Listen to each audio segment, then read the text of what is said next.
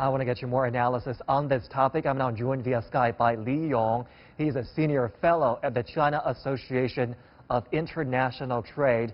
Mr. Li, we know that earlier this year, ASEAN became China's largest trading partner for the first time. And this year is also the last in China's 13th five-year plan for economic and social development. What role has this cooperation had in the economic growth of China and other ASEAN members? I think the relationship is very important, and it contributes to the growth of China as well. A lot talked about the relationship, the growth of the trade, and so on. But more specifically, in terms of the role of this relationship has played in China, I think at least it includes three aspects. First is trade stability. The relationship provides the Chinese trading companies with a stable environment in terms of both import and export. So they have a predictable market, and they can plan, for example, their production according to a kind of a predictable environment. And secondly, I think it is investment cooperation. A lot has been talked about China's investment in ASEAN countries, but there are also investment coming from ASEAN countries to China. And one big example is the cooperation between China and Singapore, for example, in the area of industrial park in Suzhou initially, and then Chongqing.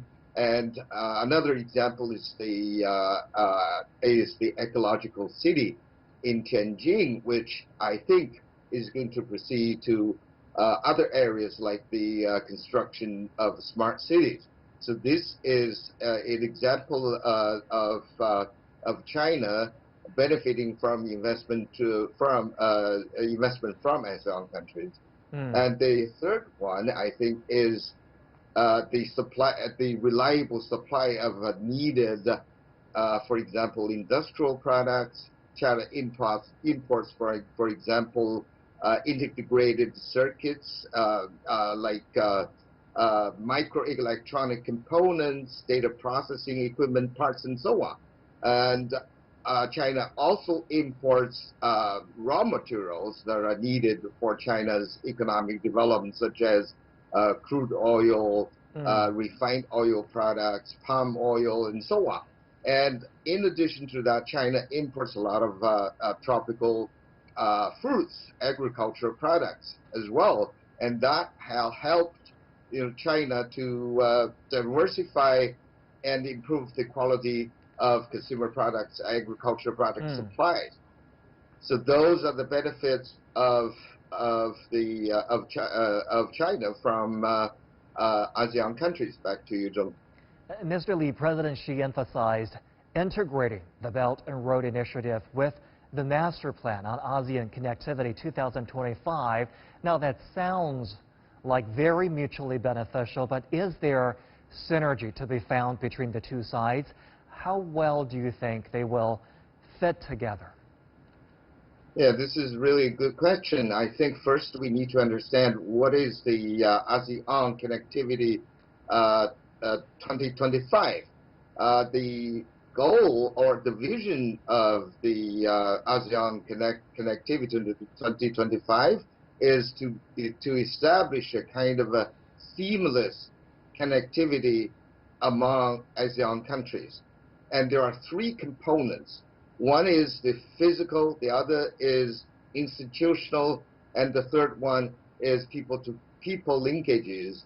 And the combining of the Belt and Road Initiative with the ASEAN Connectivity 2025 actually fits very well in terms of the three components. For example, the physical linkages actually refers to infrastructure, ICT, and so 5G, and so on.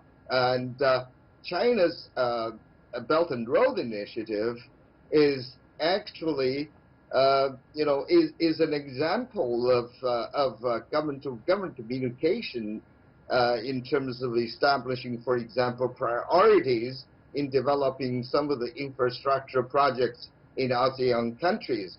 And currently, there are a lot of projects under construction and under discussion, which includes not just the railways, but also highways, ports, airports, and energy, as well as other projects like telecommunications. And I think all those projects will help to narrow the gap, for example, of the investment in ASEAN country, and will help speed up the process of connectivity within ASEAN countries. Back to you, Zhongzhen. Thank you very much. That is Li Yong, a senior fellow at the China Association of International Trade. We appreciate your analysis.